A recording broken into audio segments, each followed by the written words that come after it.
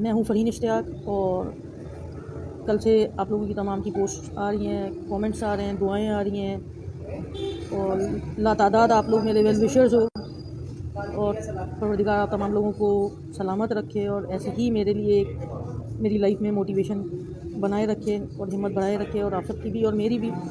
और लिटरली मुझे भी नहीं मालूम था कि कहाँ से मेरी स्टोरी की कवरेज हुई है और कौन राइटर है, कौन प्रोड्यूसर है और कौन क्या है। और उसके बाद फिर मैं ऑफिशियली जो है इंस्टा के ऊपर और फेसबुक के ऊपर नज़र आई और मेरे अपने जो भी फ्रेंड्स थे हॉस्टल के या कंसर्निंग थे मेरे राइडर्स, मतलब जो मेरे कस्टमर्स हैं, तो उन्होंने कहा कि इस तरह से मतलब स्क्रीनशॉट्स भेजे कि आप इस तरह से जो है ना यमुना जहरी के ड्रामे में बख्तावत में वो रियल स्टोरी आपकी है। तो फर्स्ट ऑफ ऑल मुझे कोई मसला इस चीज़ का नहीं था कि मेरी स्टोरी इस तरह की है या वो।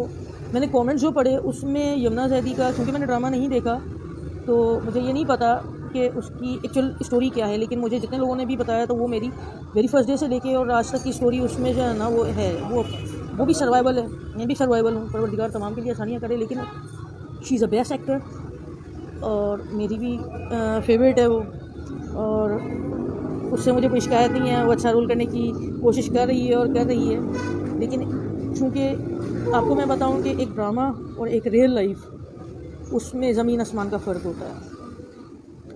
उसमें ड्रामे में बंदा टची हो जाता है, हर्ट होता है, सेंटी हो जाता है। फिल्म मूवीज़ वगैरह देखते हैं, ड्रामा देखते हैं, जहाँ पे इमोशनली चीज़ें आती हैं वहाँ पे हम सेंटी हो जाते हैं और आंखों में आंसू आ जाते हैं।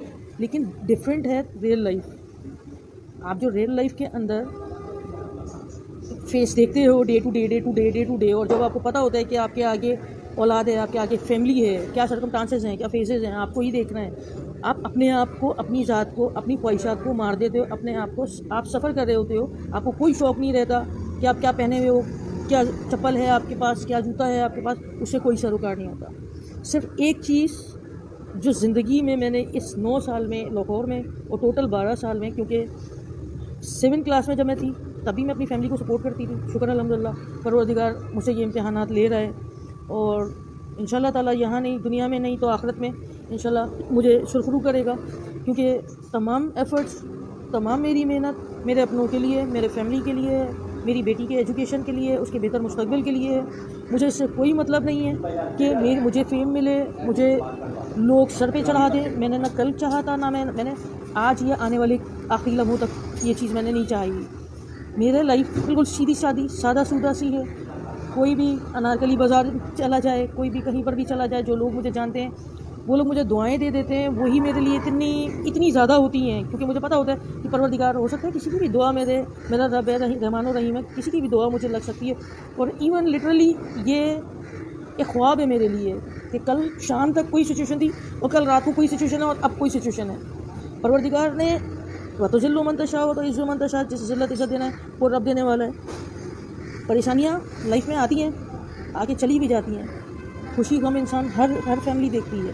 किसी ऐसा नहीं है कि कोई किसी की ज़िंदगी में खुशियाँ ही हों और गम ना हो, तकलीफ़ें ही हों और सुकून ना हो, ऐसा कुछ नहीं है। जब दिन है तो रात भी है, रात है तो दिन भी है। ये तमाम चीज़ें कुदरत की बनाई हैं, ये फैक्ट्स नेचर ये कुदरत के हैं। हम बेबस हैं। हम यहाँ पे सिर्फ फ़ानी आए हैं, इम्तिहान देने आए, आजमाइशें देने आए हैं। खुशी आती है, मोस्ट वेलकम। परवरदिगार बहुत अल्हम्दुलिल्लाह कि आज यकीनन मैं बहुत खुश इस वजह से हूँ कि मुझे मोटिवेशन करने के लिए हज़ारों लोगों ने मुझे मैसेज, टैक्स, रिक्वेस्ट, तमाम चीज़ें भेजी, चाहे वो किसी ड्रामे की सूरत हो, चाहे वो किसी सूरत हो। लेकिन एक चीज़ उन्होंने गलत की हम टीवी वालों ने, कि वो कॉपीराइट किया है। उन्हें ऐसा नहीं करना चाहिए था, उन्हें मुझसे परमिशन लेनी चाहिए थी, क्योंकि वो मेरी पर्सनलिज़म्स थी। वो उनको ये चाहिए था कि तमाम पूरा मीडिया सेक्टर मुझे जानता है, यूट्यूबर्स मुझे जानते हैं, खलीज टाइम मुझे जानता है, ईच एंड एवरी चैनल मुझे जानता है। एक उन्हें परमिशन ले लेना चाहिए थी कि हम ये स्टोरी आपके ऊपर कवर कर रहे हैं, तो आपको कोई एतराज़ तो नहीं है।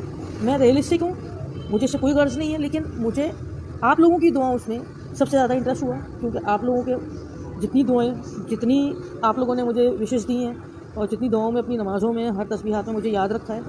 Salute of you, all of you, क्योंकि आप लोग बेस्ट हो। आपसे ये हम सब हैं और मुझे ख़ास नहीं बनना है, मुझे ज़रूरत नहीं है ख़ास बनने की।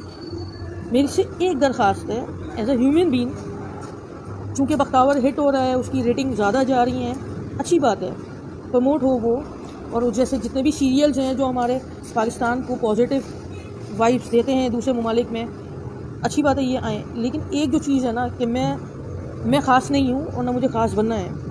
मुझे से कई ऐसी ख़वातीन हैं जो यहाँ बाहर चिंची चलाती हैं, बर्गर स्टॉल लगा रही हैं, चना चाट लगा रही हैं, बहुत सारे ऐसे काम कर रही हैं। और इवन उनको भी प्रमोट करें, उनको भी सपोर्ट करें।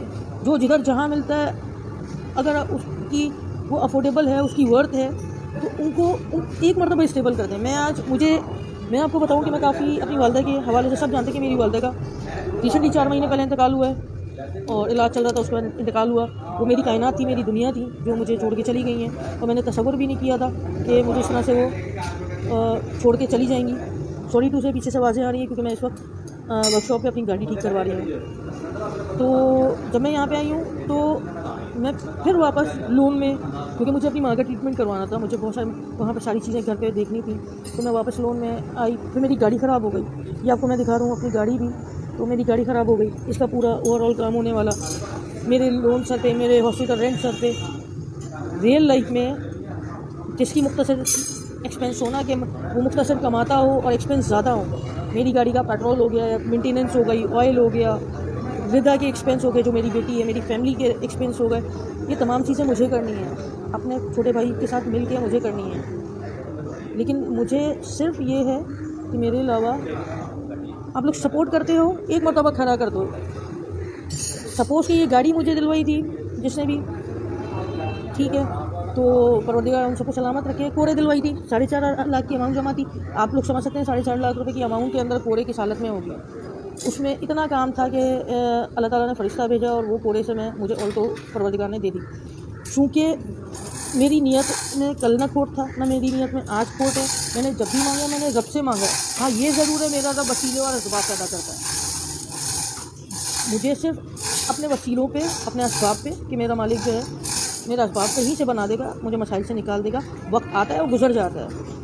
और अभी इंशाल्लाह ताला मेरी पूरी कोशिश यही है कि मेरी उबर का काम, क्योंकि बहुत स्लो है, आप सब जानते हैं कि जब से पेट्रोल 3 गुना ज़्यादा बढ़ा है, और वो तमाम हर घर में, हर मिडिल क्लास फैमिलीज़ में जिस तरह से परेशानियाँ हैं और लोग देख रहे हैं और फेस कर रहे हैं, तो मेरे साथ भी है, तो कोई हरज नहीं है। मालिक इम्तिहान ले रहा है और जब तक ले रहा है, शुक्र अल्हम्दुलिल्लाह उसका एहसान है कि मुझे उसने इस मकसद के लिए चुना कि मैं हर एक नए दिन एक नया आजमाइश से गुजरती हूँ। बस परवरदिगार से यही दुआ है और एक ही उम्मीद, एक ही आस, एक ही मान है उस पर कि मेरी इज़्ज़त और लाज उसके हवाले है। जब मैंने यहाँ पर 8 साल पहले लाहौर में स्टेशन पर कदम रखा था, मैं लाहौर को नहीं जानती थी।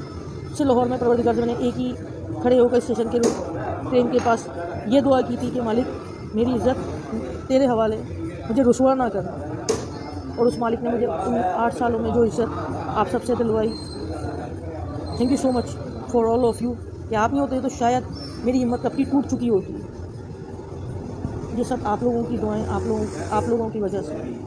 और बख्तावर हो गया, सिंफ आहन हो गया, या ऐसे जैसे भी जिस तरह के ड्रामाज हो गए, तो ऐसे ही बनाएं, ना कि ऐसी एंकी पेंकी बनाएं जो लोगों के बच्चों को ख़राब करें, जो लोगों